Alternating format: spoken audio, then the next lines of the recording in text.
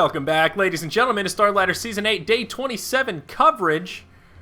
Hippie, I've got a question for you. My math isn't... I think today is actually Day 28 coverage, right? If there's 3 days left inclusive. You are correct. Today is 28, tomorrow's 29, and then Sunday is Day 30. So we are... somehow someone got confused, but don't be confused. There are only 3 days, including today, left of Starladder Season 8 Round Robin before the Land Finals. Actually, I think there's 4 days left according to the schedule. There's 2 matches to be played on the 6th, so it is Day 27. Oh, there's 2 matches on the 6th? Why Yes. is that not on my spreadsheet? Sacre bleu. They're probably rescheduled matches. They are, but someone They're told on me Liquipedia. that the private Google Doc spreadsheet is the end-all, be-all of scheduling. That gets updated first, and it says in bold text under the 5th, last day, with nothing in the 6th column. So, okay, it is the 27th day. I'm sorry. Jeez, all right, forget. Talk to someone. Can we redo I don't know, this man. intro? All I have is Liquipedia. Go talk to someone, man. Figure this out. Why don't you just go talk to somebody? Just look at it. So, all right, let's get into this game here. Sorry, I didn't mean to derail us, but I noticed that I did the math in my head, and it just didn't add up. Alliance versus RX. Relax, you're doing fine, a.k.a. Team Poseidon. I'm not sure Sir and Blue. I don't know if those are stand-ins or if they have their full roster here. They may be tagged up once we get into the game. Sometimes that stuff's a little funny. But last, we do see Dread, Shotchlo, and Nexus. Crystal Maiden, the first pick here, and Nature's Prophet and Enchantress grabbed by Alliance. Pretty standard Alliance picks. I'm going to be pretty curious to see what Alliance grabs in this game, though. They have been experimenting a little bit in Starladder Season 8 with their picks, trying to venture out, and we'll see how they fare. They actually have the best record right now in the round robin. Alliance are in the 3rd position, 11-3, so they still have quite a few games to go, 3 more until they hit that 17-match mark. And they have a little bit of wiggle room here. They could actually afford to throw a game today. I don't know that they want to, as they still have some difficult games coming up. Later today, we'll see them against SSD, and then on January 5th, we'll see them up against next.kz. So definitely want to take both those wins today so that the next.kz match on Sunday is kind of a no-brainer. Doesn't really matter if they win or lose, but still a little bit of wiggle room for Alliance. We'll see how that affects their drafting, perhaps. I don't think it really will. I think Alliance is a team that plays reasonably solidly. They were definitely experimenting a little bit, but I think more than other teams, they certainly don't go kind of as crazy as Na'Vi does during round-robin things. They tend to stick to some mostly tried-and-true lineups. I think generally they tend to experiment with Loda's hero. And Loda, I think of Alliance, Loda plays a pretty wide variety of carries that other teams really just don't touch, which I do like about him. Let me rephrase. Is Alliance going to pick Slark here? That is really what I was getting at. They might. The big experimentation they've been doing, and it was a Loda hero, to credit the point you were making. Didn't they do a Loda position 1 Death Prophet at some point in the last few weeks? They did. They did. And that match in particular actually worked really well. I was skeptical, but Loda just got out of control. He got a lot of farm, knocked down some early towers, and that was it. The rest is history. It was a victory. So I'm really curious to see what Alliance will do here. Way back in the day of overpowered Bloodstone, DP was the best carry in the game. Her and Leshrac, man, they were untouchable. Leshrac, I dream of a day when Leshrac will be picked again. I love that hero. I like him so much better than Lena. But no, it's not going to be anything unusual for the Alliance carry. It's going to be the tried and true Lifestealer. Nothing to see here, folks. Move along. Yep, very true. Very standard Alliance draft so far. Kind of curious what they're going to grab for that S4 hero. Could be a Puck, could be a Magnus. Both of them would fit in very well to heroes that they like to run. We might be able to puzzle it out when we see their last ban, because if they save the S4 pick for last, they know that they can be counterpicked immediately. So, I mean, if you see something like a TA last ban, that might signal a Puck pick. Yeah. That's very true. And we have seen a little bit more TA, at least over the past 2 days before the New Year's break. Saw a couple of TA picks, I think. So it's very possible to see some TA action here for sure. It might have been RX that ran TA, actually, now that I'm thinking about it. She's a good hero. I mean, she's a good hero. She's certainly not as ridiculous as she used to be, but she's strong. You know, she's situationally strong, and she's really, really good against some heroes. On the other hand, really, really bad against others. Yeah, and I do like the Visage first ban here from Alliance. That is one of Dread's signature heroes. I think in all of the RX matches we've seen in the round robin, Dread has played Visage at least like 60% of the time. Basically, anytime Visage isn't banned, they grab it, and that's Dread's main hero. So I think a really smart choice here. And an interesting, they will grab the Naga Siren. Now, this is one a hero that I guess is considered a counter to the Lifestealer. Of course, the Ensnare goes through the Rage. That is one thing that we go back to quite a bit, but not a very popular pick these days. I haven't seen too much Naga action, but there's that Puck, 4th pick from Alliance. They have few fears, I guess, of a TA counter. Yeah, I mean, they're obviously not afraid. I guess they feel like the TA would not mold particularly well into Relax's lineup, or that they'd be able to handle it even if she got thrown in. Yeah. The Naga pick is definitely interesting. I wonder if they're going to run a traditional support Naga. I mean, maybe it's in response to the Lifestealer, but you're right. Even when a Lifestealer is out, we generally don't see the Naga much anymore. Yeah. I mean, I do honestly miss the days of carry Naga, but that's because I'm a crazy person and I liked that hero. Other people hated that. It's not as bad as people think it is. You know, everyone just says, "Oh, Naga carry, that's so stupid." I mean, it's a little bit silly. She's not the best carry, but it's not. It's possible. It's not the worst thing I've ever seen, and I love that Gyrocopter final ban, by the way. Before we, yeah, I do agree with you there. I find that she's not. It's not so much that she's a bad carry if you get her farmed. In that, except that it's more. It's much easier to contest her because of her terrible base damage. Yeah. So if you contest her lane and just keep her from farming, she's just done. There goes your Naga carry. So yeah, there's good reasons why it's not around. I just kind of miss it, and I would not expect that to be a carry. That's almost certainly. I've been waiting for a team to try and do some sort of a pocket strat where they pull it out and you see a Naga, like some really weird draft. You're like, how the hell are they going to lane this? And it turns out to be like a position 1 Naga, and the other team doesn't know how to handle it. Been waiting for that day to come, but it hasn't come yet, and I'm skeptical that it ever will. Owie did a farming Naga a long time ago, but got out. He got beat. Yeah, you remember that game? Ago. Remember that? Well, it wasn't. No, it wasn't like know. super long ago. It was in the support Naga era, but they did that. It is going to be a Lina final pick for Alliance. Interesting. So that's a little right, different. Yeah. Okay. Well, Lina Lifestealer. It's definitely different, but it works reasonably well. And as long as you have someone who is a good Lina player, you don't need quite as much setup. But you have plenty of slow. You have the Enchantress and the Lifestealer slow to help set up for her. She works really, really well with the Puck. Because if the Puck holds down like 3 people just to get caught in the Lina AoE, that's a crap ton of damage to start off your team fights. Right. She's pretty comparable to Lion on that front, just a bit more aggressive. She puts out more damage, and instead of a CC, she's got a big AoE nuke. So a bit more of a damage dealer. Very similar ultis, as I'm sure we're all pretty well aware of. But going to be excited to see how the Lina works into this roster. And just not a hero that we get to see too often. It's funny that you said you like Lesh way more than Lina, and I thought that was a really weird thing to say, but I guess it's all going to come round robin here, since Lina will make a showing. Yeah, well, I just, in lanes where I would put Lina, I also think about doing a Leshrac, like they're the traditional Sand King Lina, like pub stomp lanes, stuff like that. I tend to prefer Leshrac in those, even though he's less good, I just like playing him more. Yeah. And okay. Oh, there's a Slark. 2 for 2 with the Slark games today. RX going to grab him, and we'll see how it works out for him. Now, that's going to be a Nexus on the Slark. Well, for now, I always make that mistake of reading into who grabs which hero, and then more often than not, they swap once you get into the game, so it's not even worth trying to theory craft it here. But interesting, both Slark and Night Stalker, 2 heroes that I don't really like in the 1 position, no matter who they put there. I just think there's heroes that are better suited for it, although with the changes tonight, Night Stalker almost fits better in that role than mid, because you can sort of farm through that first night and maybe gank if there's an opportunity that presents you, but just farm through and then start ganking heavy in the second night. That seems to be a little bit more of an effective strategy than the classic Night Stalker mid, though I'm still not a big fan. A very snowball-intensive lineup here for RX, I think it's fair to say. Yeah, I would definitely agree with that. They don't have anything that's going to stand up to the Lifestealer in the late game, and they will get split pushed to death if it goes too late, thanks to the Furion.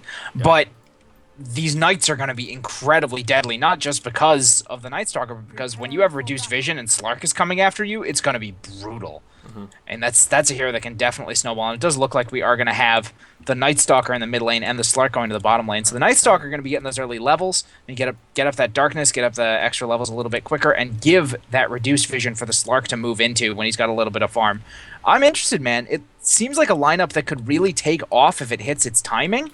But if you miss it, if they miss, they're in so much trouble. Yeah, absolutely. And Very goody. I was trying to see who Sir is, but I'm getting Steam community is currently unavailable. Please try again later. Chat says it's Tame My Wild. Okay, it is Tame My Wild. And blue, is that? Do we have any? I didn't see anything. Oh. No, blue is Tame My Wild. Oh, excuse me. My bad. So who is Sir? I really don't know who this is. Maybe Steam will work. Oh, Steam's going to work this time. Oh, that's KSI. Okay, so they don't have any standings. There we go. So KSI, I'm probably going to mess that up, but Tame My Wild in the mid makes sense. So it is a no stand-in match here, which is good to see, although the tags are irritating, but I can live with it here. Let's introduce our rosters. On the Radiant side, we do have Team RX. Relax, you're doing fine, my friend. Dread going to be supporting on the Naga Siren down here in the bottom. Nexus going to be in that one position Slark. It will be Tame My Wild, or no, KSI, pardon me, tagged up as Sir here on the Crystal Maiden. Tame My Wild going to be on blue in the mid lane on Night Stalker. And up top, it is going to be Shotchlo playing in the hard lane Timbersaw for a little bit of solo action. On the dire side, of course, we do have the fan favorites, Team Alliance. Admiral Bulldog, big surprise here, going to be playing on the Nature's Prophet, though he is wearing that weird skin. How do you feel about this fungal headpiece? I still have mixed feelings. I don't know if I like it. I think it's kind of silly, but I don't think it's too out of character. I mean, he's the Lord of the Trees. He is. He's got those weird-ass, mushroom treants, too. Yeah, they do look kind of funny. They're just covered in mushrooms, kind of weird. In the mid, going to be S4 playing on the Puck. Ake going to be in the jungle on the Enchantress. Loda, of course, going to be on the Lifestealer. And last but not least, it will be EGM playing on the Lina Inverse. Very exciting. So, how are we looking here? Any initial thoughts looking at the laning phase? Do you like one draft over the other here, Hippie? Let's get some predictions going on. I think Alliance's draft is stronger because I think in general they have to make less things happen properly for it to work. I think generally, there are going to be mistakes in any Dota game. There are going to be timing windows you miss, opportunities you can't quite capitalize on. There's going to be times when you get ganked and you should have seen it coming, but maybe you didn't. And Alliance lineup, I feel like, is a little more resilient to that because they're not relying on, well, we're going off around the 25, 30-minute mark. They can take this late. They can handle things. And you can't really bet against the Admiral Bulldog Furion. You just can't. That's true. Tried and true. It's won too many games. It's been I like that. It's just been too many games. At this point, he's a master of Nature's Prophet, and there's definitely some truth to that. And he's doing pretty well down here. Slark's sitting 9-2. He is sitting 3-0, so at least Bulldog getting some experience, not getting totally zoned out, as it is basically a solo Slark. Speaking of getting zoned out, here up in the top lane, though, Sachlo in a little bit of trouble. He will get pressed back as they do start chipping away at this tower. There is a Dark Troll Summoner making those little minions there, the skeleton babies, to make this push that much easier. And they are going to cut the lane, and this could end up being a very early tower kill here for Alliance, which certainly will bode well. Shotchlo going to take some damage. He does not have Timber Chain here. He's only level 2. This greedy build kind of working against him. Not going to be enough for a kill, but they will completely zone him out, and that will secure this tower kill. Loda actually not going to grab the last hit. It will be Ake who finishes off the tower. So Alliance already off to a good start here, Hippie. When you catch a Timbersaw at low levels like that before he has his good creep clearing coming up from some of his higher level abilities, it's just so easy to push that wave in against the tower. And combined with the Enchantress, you know that no one's going to be rotating this early. Very, very free tower. I mean, I don't think we expected any differently. Yeah, no, not much a Timbersaw could do. Always a gamble, though, not getting that early point in Timber Chain.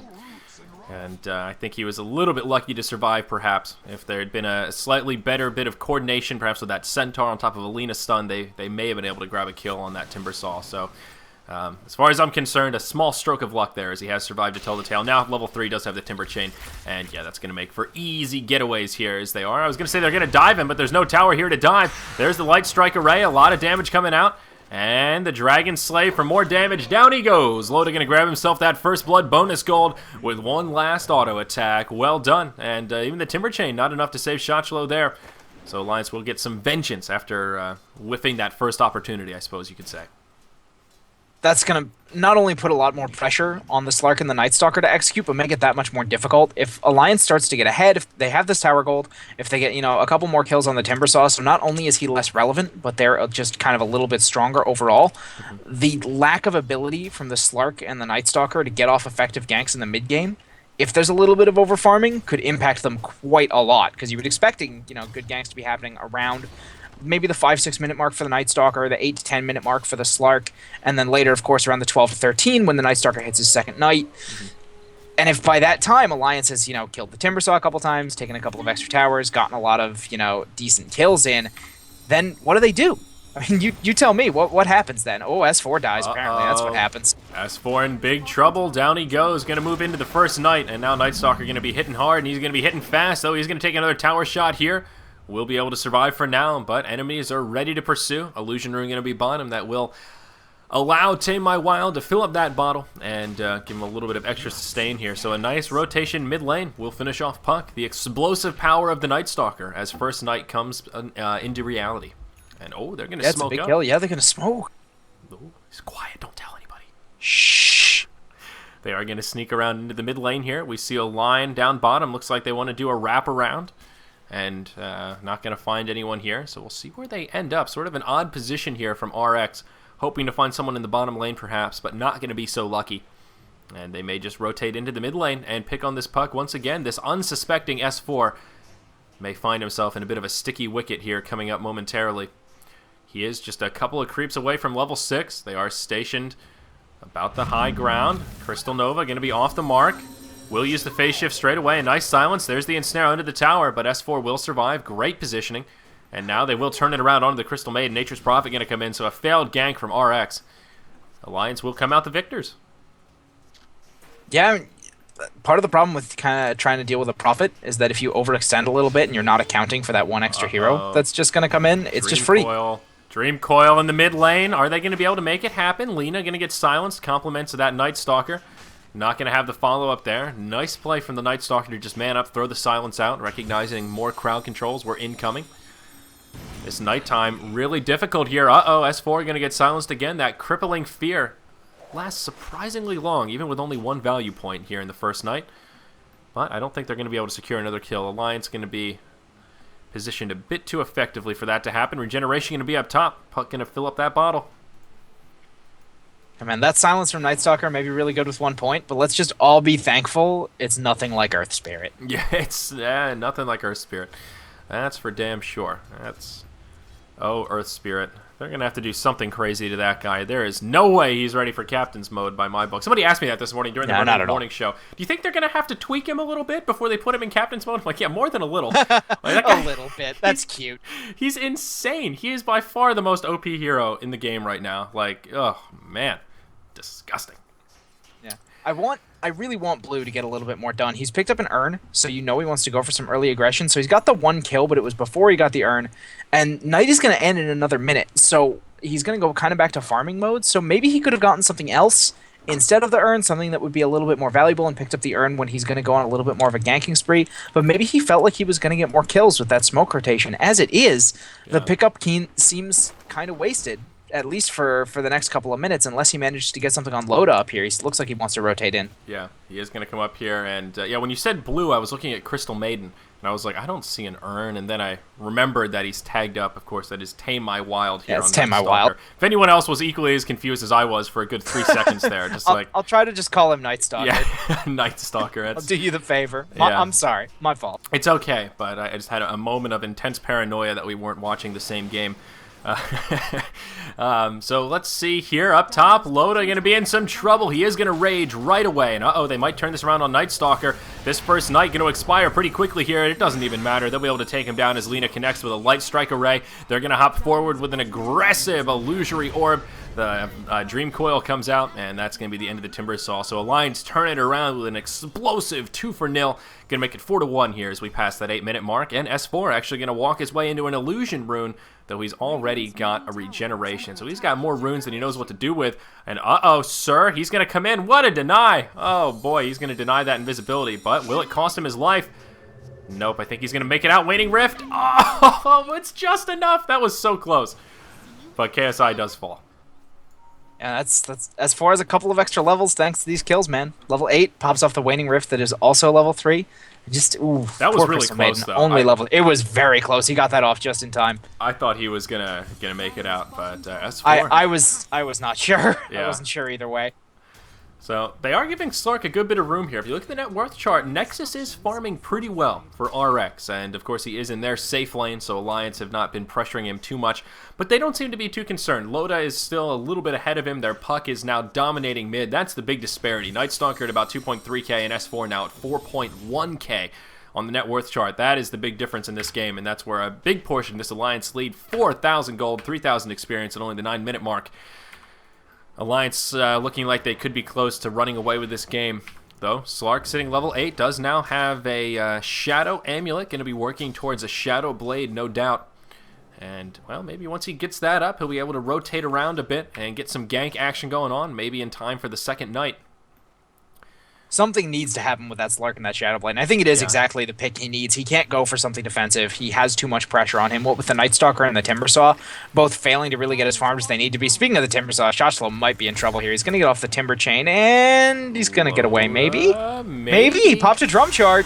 Loda, he really wants this. He's going to rage. One more ought to do it. Shoshlo, he's going to fall. That's a solo kill for the Lifestealer. Oh boy, this is adding insult to injury here. Now Dread gonna come in. I think Dread needs to be a little more careful here. He does have the ensnare, but he's only level 5. It's not gonna last too long. Loda's got phase boots. Dread on regular brown boots here. I guess it's not gonna happen. Of course, while that's happening, I missed some kill action in the mid lane. Nightstalker gonna get taken out. Bulldog gonna make some trees, and it looks like they will pressure this tier 1. I thought Loda was gonna commit a little bit more onto that Naga Siren. Oh, maybe this is gonna be it. Rage gonna be used. There's the ensnare once again. Loda will just infest a creep and back off.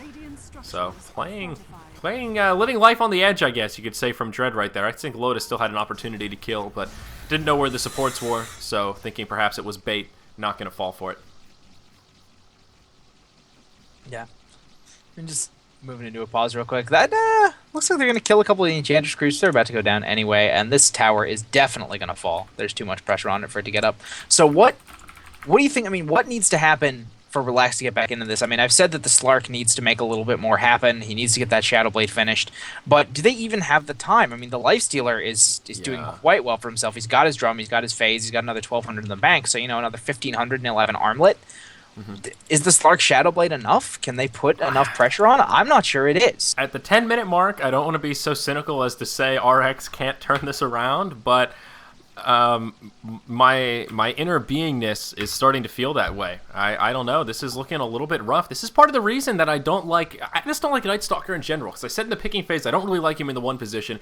And honestly, I don't really like him in the mid position. Because it's sort of a break even. You hit that 4-minute mark, and you almost feel obligated to make plays happen. And here we saw he picked up a kill or two, and then he roamed around, and most of that first night was pretty unsuccessful. He only managed to grab 1 kill and conceded 2 deaths. So now he's pretty much fallen behind. Second night is going to come about, and what does he have? He's got an urn with no charges, he's got a magic stick, some boots of speed. Nightstalker's potency has just really fallen off at this point, so there's a lot riding on the back of the Slark, and I'm really skeptical that he's going to be able to do enough with that Shadow Blade, you know, to give Loda a run for his money here. Loda did not grab a Midas, so his farm isn't absolutely insane, but he's got drums, has phase boots. I think Lifestealer is just going to overtake him in these team fights, but we'll see. Looks like Alliance going to be gearing up for a Roshan attempt here at the 11-minute mark. Ward coverage, let's take a look. Nothing for RX. They do have a counter ward down, so maybe one of their wards was taken out, but absolutely nothing around the Roche pit. Should be it was counter warded about 2 minutes ago. Yeah, should be an easy Roche for Alliance. They've had this plan for a while. Throw that counter ward down so they don't get too suspicious. They've got the Enchantress here for the Nature's Attendants. This should be a pretty easy Roshan kill, and it will. I mean, it's, you know, very, very easy to take Roche down when you have the Treants to tank. They don't even need to use the an Enchantress minion to tank or anything, any sort of overkill. Very easy pickup. Loda now with that Aegis of the Immortal, you already were going to have a lot of trouble bringing him down, thanks to the Rage, thanks to the Infest. So many ways to avoid death, and just, of course, being a little bit overfarmed. With that Aegis, Loda can play very, very aggressively for a while. You see, he's already cutting this bottom lane, and they're going to get those towers down. I think they want to go for at least a tier 2 while they have this Aegis pressure going. Yeah. I don't think they really feel the need to take a team fight, but they definitely feel they can take at least 1, maybe 2 tier 2s before this wears off. Yeah. They have so much push power as well. Yeah, I think this is their time to be pretty aggressive with pushing here. And, I mean, they just have a huge lead now, upwards of about 7,500 in the gold department. Looks like some of their Tier 1 towers will take a bit of pressure, the top Tier 1 as well as the mid. But there will be a rotation from RX to try and commit more to this top lane. It looks like Alliance may be trying to make a hold. We see a port up from Puck. He does have the surprise inside. So they are ready for a combo. Regeneration Rune in the bottle of Puck once again. And also S4 does have a Blink Dagger. Not sure if we mentioned that, but always a big item pickup when there's a Fairy Dragon on the field. You see a nice position here from Puck. Ready to hop in. They may have some ports. There it is. S4 going to hop. And that's going to be the end of Nexus before the fight even starts. Straight away, the Naga Siren will pop the ulti, but not going to be enough to keep her teammates alive. Timbersaw and Slark both going to fall. And, uh-oh, now Blue going to be in some trouble. Tame My Wild. There's the Sprout. And, yep, that's going to be a dead Night Stalker. So a 3-0 Alliance with just superior positioning, better initiation, just all around. Very convincing team fight. This match, to me, sort of seems like a good example of why Naga Siren has fallen off as a popular pick. Yes, she can throw an ensnare through the rage of Lifestealer, but that's just such a small advantage, considering the lack of skill set that she brings to the table. Like, yeah, you've got some minus armor, yeah, she does some damage, but we saw right there, you Song of the Siren basically did nothing. I mean, what did Naga contribute to that fight? She poured it out. You know, what else could Naga have done? I think this is not really the best game on which to judge Naga's usefulness in a team fight. I think that in the right lineup, that Song of the Siren can still be dominant. Oh, sure. But it's no longer the auto pick that it used to be. Yeah, just showing that as a support, it just doesn't, not the same playmaker that like Alina is in this kind of a scenario. That once your team falls behind, Naga is not going to be a hero that can kind of grind you back up to safety. We'll see a port into the mid lane here. Bulldog going to bring Loda. That taxi service going to translate to a kill on the Night Stalkers. Alliance now make it 11-1, 14 minutes in. I don't know here, Hippie. I think we're getting close to that point of no return, about a 10,000 gold and experience lead for Alliance, and there is no sign of them letting up the pressure. Well, just look at the net worth chart. I mean, of the top 6 farmers, one of them is from Relax, and that's the Slark, and that's because he's been AFK farming for most of the game. And Nexus might die. I mean, right, he might get out. He's nice and quick. He is a slippery bandit, that's for darn sure. Still doesn't have the Shadow Blade, but Admiral Bulldog gonna join the party. Sprout gonna come in. Down he goes as they use that Nature's Wrath to finish him off. And that will be another kill added to the list for Alliance. They will defend their top Tier 1 as well. Some pressure coming its way. They will make it back. Looking to interrupt that port. Not going to find it, though. Loda hasted up, cruising around. And they may just counter push. That Tier 2 top, maybe not. Bulldog and EGN going to be able to finish off the Tier 1 down to the bottom lane. So we're kind of quickly getting to that point of 1,000 gold lead per minute. And I think that is generally a good sign that may be a time to tap out. Mech now on the Nature's Prophet. Blink now on the Lina. And Loda, he's just going to grab himself a Sanj. Going to grab the S and Y.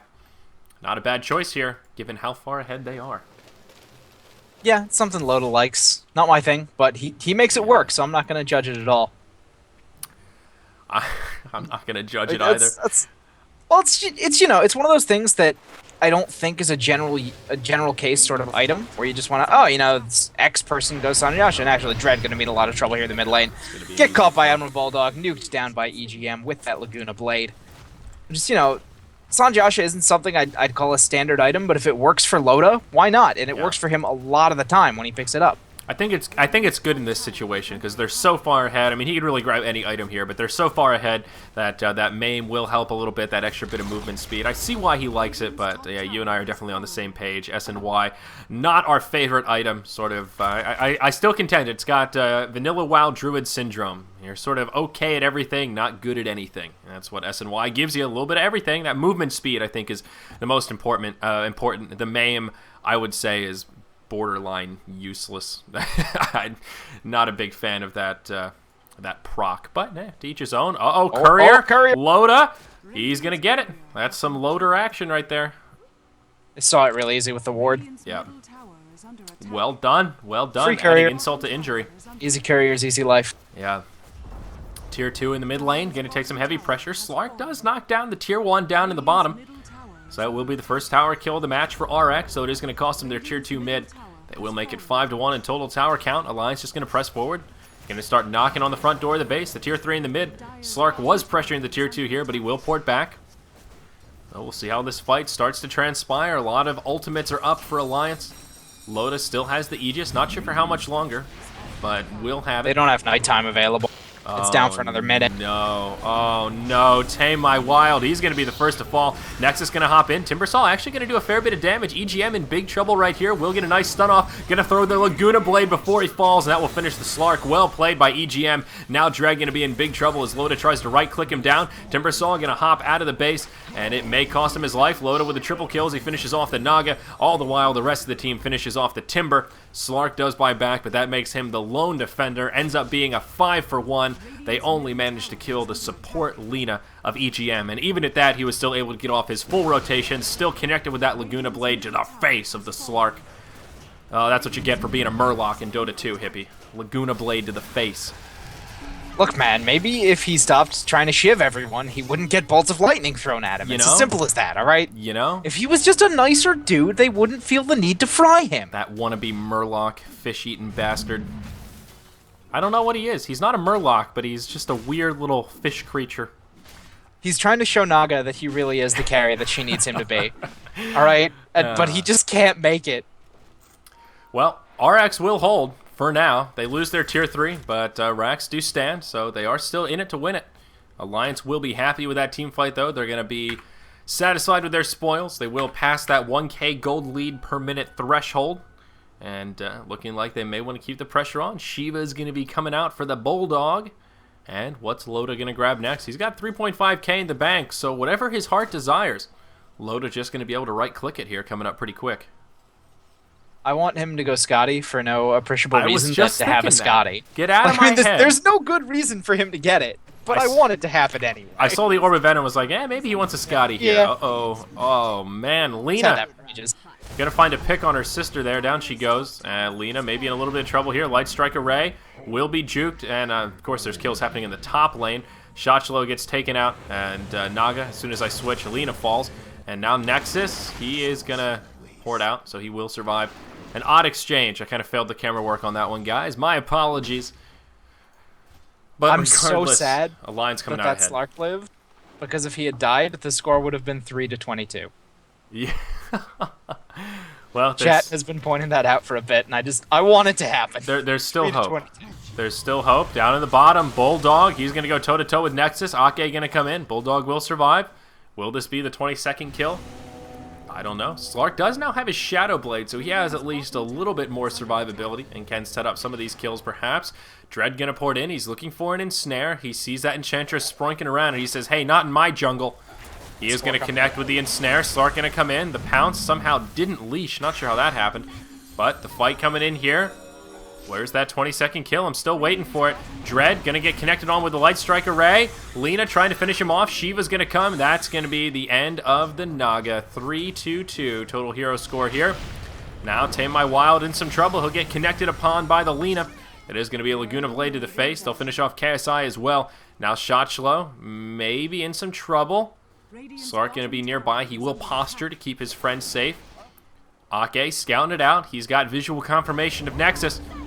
Puck going to come in, going to whiff the Waning Rift, but EGM coming, going to throw down a Sentry for good measure.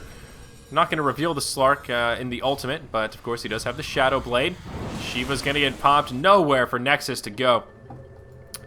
And down he goes. Alliance going to add a few more to the scoreboard there. Now 25-3 at the 21-minute mark. The tier 2 in the bottom lane does fall. Total tower count now going to be 6-4, and there you have it. GG, well played. Relax. Well, you did pretty well. Yeah. Relax, I mean, it could have been Alliance worse. did pretty well. Relax, maybe not this time. Well, an interesting game nonetheless. At least it was an action-packed match, although a bit one-sided from Alliance. I did misspeak as well. I'll point it out up top. I called the invisibility rune an illusion. Not sure why that happened, but sometimes stuff just pops out of your mouth. That is good news for Alliance, though. They are now going to be 12-3. They only have 2 matches to go, and at this point, it's looking very good that Alliance have secured their spot in the top 4. So I think we will see Alliance at those Starladder LAN finals. Again, they'll have one more match coming up today against the super strong dinosaurs. But we have this weird little round robin coming up next. It will be RX versus SSD, then after that will be SSD versus Alliance, and then SSD versus rox.kis. So starting now, our last 3 games, we'll see the super strong dinosaurs run the gauntlet, and that will be the make it or break it for their run here in Starladder Season 8. I'm excited for it. I know Hippie's excited as well. Thank you for joining us here on Beyond the Summit, guys, for Day 27 coverage of Starladder Season 8. We're going to have a good 20-minute break here before our next match gets underway, as that was a quick one. So stay with us, enjoy the tunes, more Dota 2 action coming your way after this short break.